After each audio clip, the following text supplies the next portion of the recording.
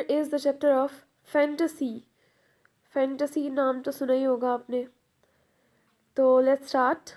In a chapter on fantasy, Foster asserts that two important aspects of the novel are fantasy and prophecy, both of which include an element of mythology.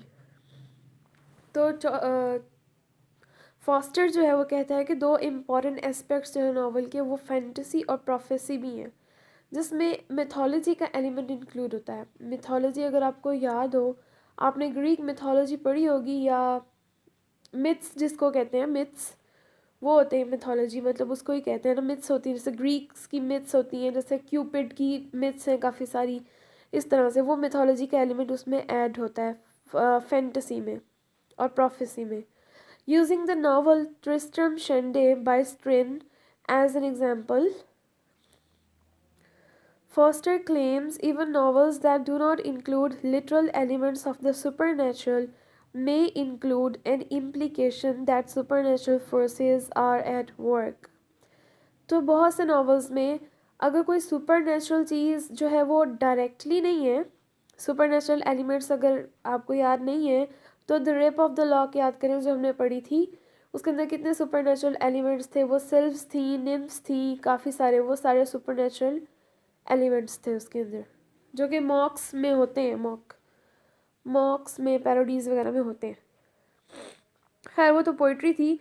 यहाँ हम novel की बात कर रहे हैं कि novel के अंदर जो है वो कह रहा है कि लिटरली अगर सुपरनेचुरल एलिमेंट्स ना भी हों तो उसके अंदर कुछ इम्प्लिकेशन होती है सुपरनेचुरल की, जो कुछ काम कर रही होती है. वो कैसे? He list some of the common devices of fantasy used by novelist such as the introduction of a god, ghost, angel और monkey, monster, midget, witch into ordinary life.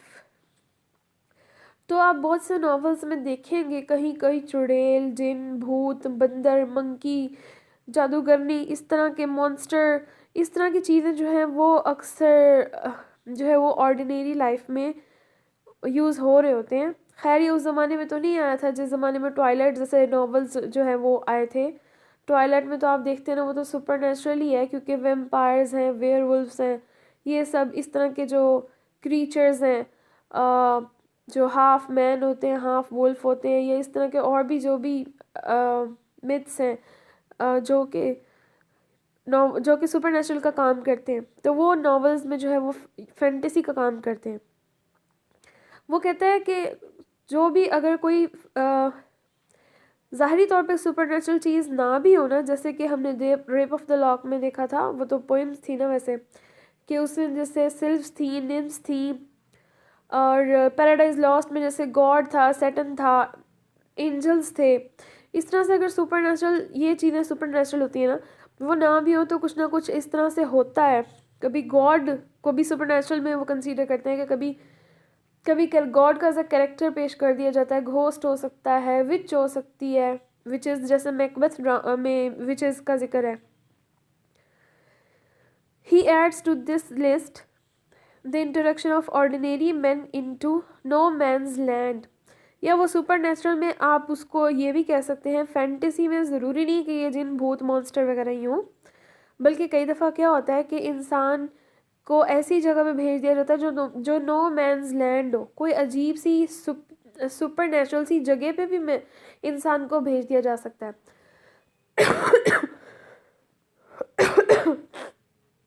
जैसे अगर आपने वो मूवी देखी है एलिस इन द वंडरलैंड, तो Alice जो है वो एक अजीब सी दुनिया में चली जाती है. जो वंडरलैंड होता है वो भी नॉवल बेस्ड ही है, वो एक्चुअली नॉवल है जो एलिस इन द वंडरलैंड है. तो एलिस जो है वो एक वंडरलैंड में चली जाती है, जो कि रियल मैन के लैंड से बिल्कुल डिफरेंट होता है.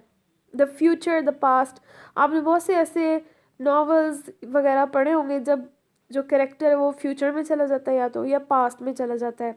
Interior of the earth, the fourth dimension, और divings into and dividings of personality. या कभी वो अर्थ के इंटीरियर में चला जाता है, कभी कभी आसमान में चला जाता है, या इस तरह से जो भी इस तरह के एलिमेंट्स होते हैं, या पर्सनैलिटी को डिवाइड करके दिखाया जाता है. ये जो है सारा कुछ, ये सब सुपर नेचुरल एलिमेंट्स को ज़ाहिर करता है, फैंटेसी को ज़ाहिर करता है. फैंटेसी को तो आप वैसे भी अच्छी तरह से आपको समझ आ जाना चाहिए। आपको पता ही है फैंटेसी किसको कहते हैं, जो आप मतलब खुद से सुपर नेचुरल जो एलिमेंट्स होते हैं, जो जो मिथ्स होती हैं, वो कह सकते हैं आप। He goes on to discuss the devices of parody and adaptation as elements of fantasy. अच्छा, फैंटेसी में वो दो चीज़ों को डिस्कस करता है, सॉरी, एक पैरोडी को और एडेप्टेशन को, which he says are especially useful to talented authors who are not good at creating their own characters. So, according to E.M. Foster, there are some authors who are not good at creating good characters. तो वो फिर क्या करते हैं, they use the devices of literary devices of parody and adaptations in their works. He points out to Joseph Andrews by Henry Fielding, which began as a parody of Pamela by Richardson. तो Joseph Andrews का नाम तो आपने बहुत अच्छी तरह से familiar है ही इससे। तो आपको जैसे कि पता है कि जोसेफ एंड्रयूज जो है it is a parody of Pamela by Richardson. Richardson की वो पैरोडी है, जैसे कि 1740 में पैमेला आया था और 1742 में उसके एज अ पैरोडी के तौर पर जोसेफ एंड्रयूज आ गया था। आप इसकी स्टोरी तो जानते ही हैं कि पैमेला एक पैमेला और विर्चू रिवार्डेड इसका पूरा नेम है। पैमेला वर्चुअस लेडी होती है और फिर जोसेफ एंड्रयूज को उसका ही भाई दिखाया हुआ जो कि एक वर्चुअस मैन है। तो वो उसकी पैरोडी है, एक तरह से उसका मजाक ही उड़ाया जा रहा है वैसे भी। He goes on to the example of Ulysses by James Joyce. James Joyce एक राइटर नॉवलिस्ट है। उसका वर्क है, उसका नॉवल है यूलिसस,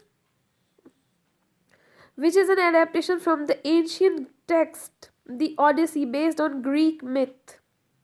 Odyssey जो है वो Odyssey बहुत मशहूर होमर की बुक है और ये एक्चुअली जो वो भी एक मिथ पे, ग्रीक मिथ पर बेस्ड है। उससे लेकर उसने यूलिसस जो नॉवल जो है वो बनाया और ये उस पर बेस्ड है, उसकी स्टोरी पर बेस्ड है। तो फैंटेसी आई थिंक आपको क्लियर हो गया होगा। फैंटेसी में दो चीज़ें फॉस्टर कहता है इम्पॉर्टेंट है, वो है एक तो है ये पैरोडी और दूसरी है एडेप्टेशन।